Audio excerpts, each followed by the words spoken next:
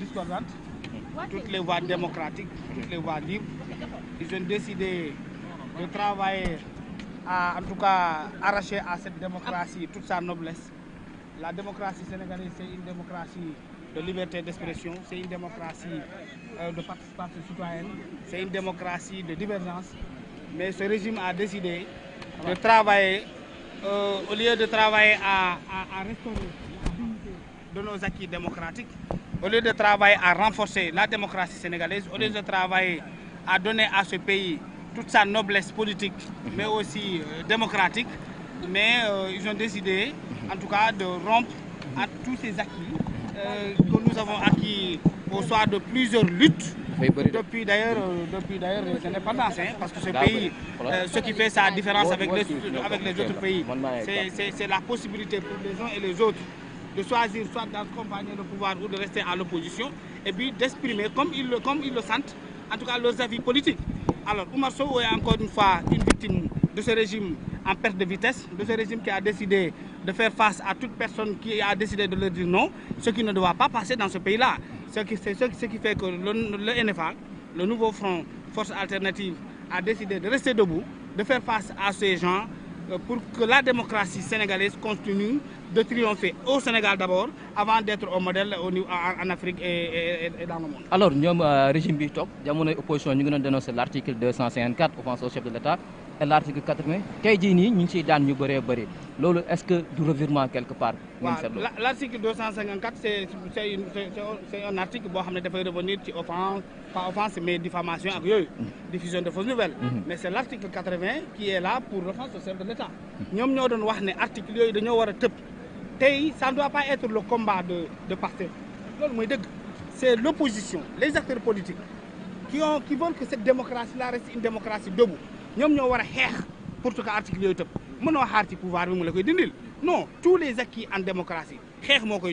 maintenant, rester dans les salons, rester dans les studios, rester en tout cas dans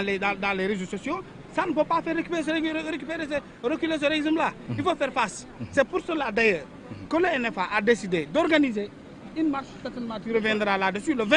pour que les libertés d'expression, les libertés démocratiques puissent être protégées dans ce pays-là, mais qu'on ne puisse pas les perdre. Que nous ayons un point de vue. Parce que dès que nous savons qu'il faut dès que nous savons qu'il faut dès que nous savons qu'il faut participer à la politique, dès que nous savons parce qu'il faut laisser les gens s'exprimer. C'est quand on s'exprime qu'on peut trouver des points d'accord sur beaucoup de points de divergence. Merci beaucoup.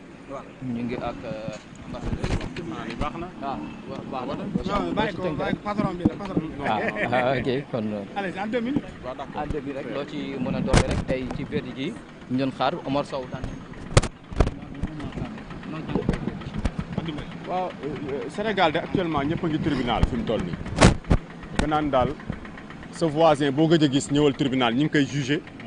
wala mi ngi mandat de dépôt wala mi ngi tout simplement rëbës di xaar procès ñu gis vraiment un état policier dans le sens le plus noble du terme Gestapo la ñu gis fii dëkk bi daal daa mel ne Mussolini moo ko yor wala Hitler wala Muammar Kadhafi wala en tout cas dictateur boo xam ni vraiment en plein régime fi mu toll nii la nekk parce que nag mun nañu comprendre ku saaga président ñu woo la kooku mun nañ koo nangu mun nañ comprendre ku diffuser fausse nouvelle boo xam ni mën na mettre en péril l'intégrité du territoire wala mettre en péril la sécurité nationale loolu mën nañ ko comprendre waaye bu ñu demee ba presse bi di ñëw fii di couvrir nit ku war a dem procès ndax protocole président je pense que ni dëkk bi fi mu toll nii sénégalais war nañ commencer tiit seen ay liberté te liberté yooyu nag ñuy wax nag du loolu xam ne rek politiciens yi kese la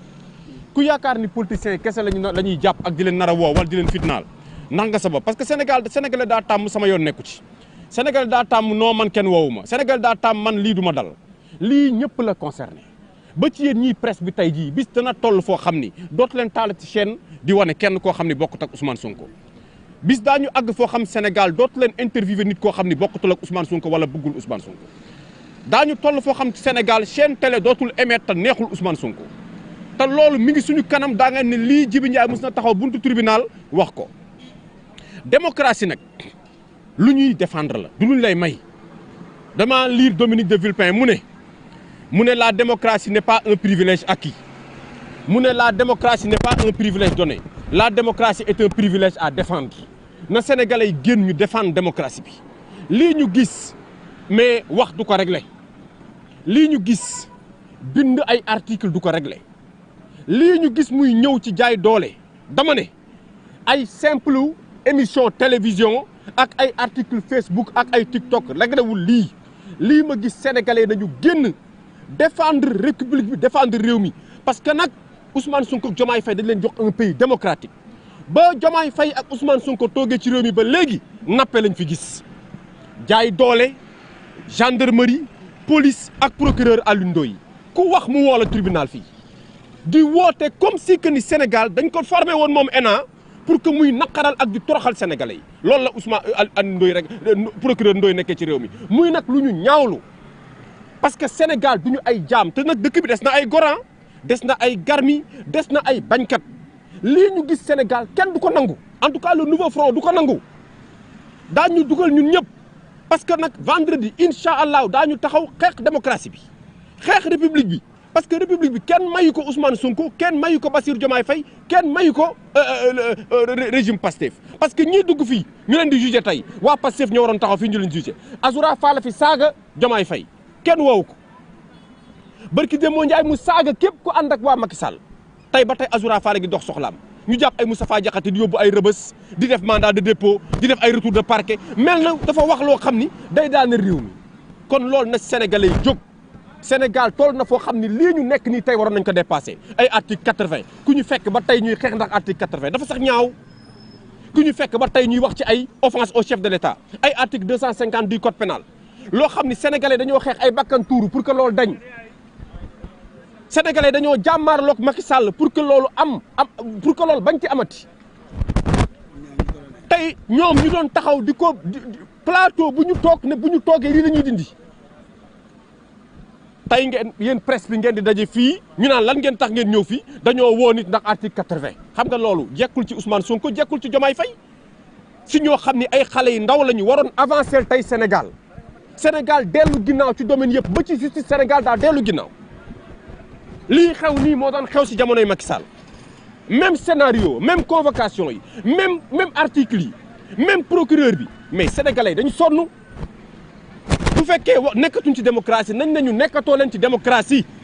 buur ngeen fal ñu xam ni buur la ñu fal ñu tas parti politique yi tas association yi tas mouvement yi ñun ñëpp ñu toog suñu kër bàyyi leen ak réew mi defe naa ni loolu la ñu war a wax nit ñi mu leer parce que nag lii ñu gis jëmul kër mënut a continuer te kenn du ko nangu te sénégalais yi nga xam ne war nañ ko xeex incha allahu rabbi daañu taxaw jàmmaarloog ce régime là xeex lii parce que nag lii bu continuer réew mi daañu dem ba wax sa xalaat dootul mën ci nekk ñu ngi leen di sant di leen gërëm.